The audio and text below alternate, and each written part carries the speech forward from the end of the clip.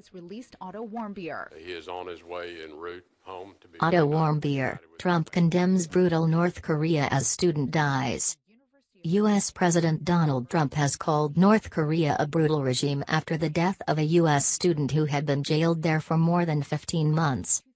North Korea returned Otto Warmbier, 22, to the U.S. last week, saying he had been in a coma for a year and that it was acting on humanitarian grounds.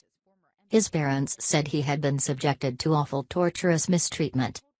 Mr. Warmbier, who was jailed for trying to steal a propaganda sign from a hotel, did not regain consciousness.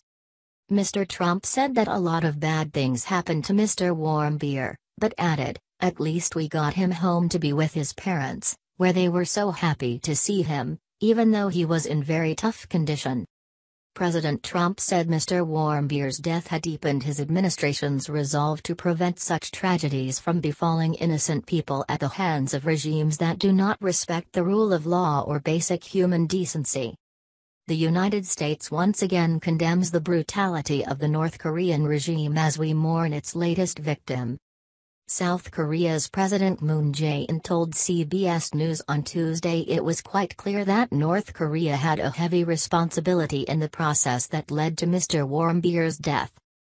Mr. Warmbier's parents, Fred and Cindy, said in a statement that their son had died at 14:20 local time, 18:20 GMT, on Monday at the Cincinnati hospital where he had been receiving treatment. They said he had completed his journey home. They wrote, when Otto returned to Cincinnati late on June 13, he was unable to speak, unable to see and unable to react to verbal commands. He looked very uncomfortable, almost anguished. Although we would never hear his voice again, within a day, the countenance of his face changed, he was at peace. He was home, and we believe he could sense that. They also said, the awful torturous mistreatment our son received at the hands of the North Koreans ensured that no other outcome was possible beyond the sad one we experienced today. The company Mr. Warmbier traveled with, China-based company Young Pioneer Tours, has announced it will no longer take visitors from the U.S. to the country. North Korea said Mr. Warmbier had contracted botulism, a rare illness that causes paralysis, soon after his trial in March 2016.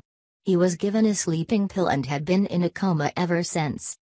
But a team of doctors assessing him in Cincinnati said they had found no sign of botulism.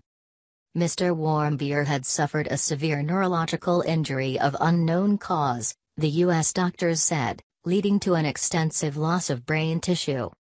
Mr. Warmbier could open his eyes but showed no sign of response to communication. They said the most likely cause, given Mr. Warmbier's young age, was cardiopulmonary arrest that had cut the blood supply to the brain. The BBC's Steve Evans in Seoul says the North Korean account clearly cannot be taken at face value. He says it is not known when Mr. Warmbier had fallen into his coma and that there must be a suspicion it was quite recently, as the U.S. was only told at the beginning of this month about his health situation.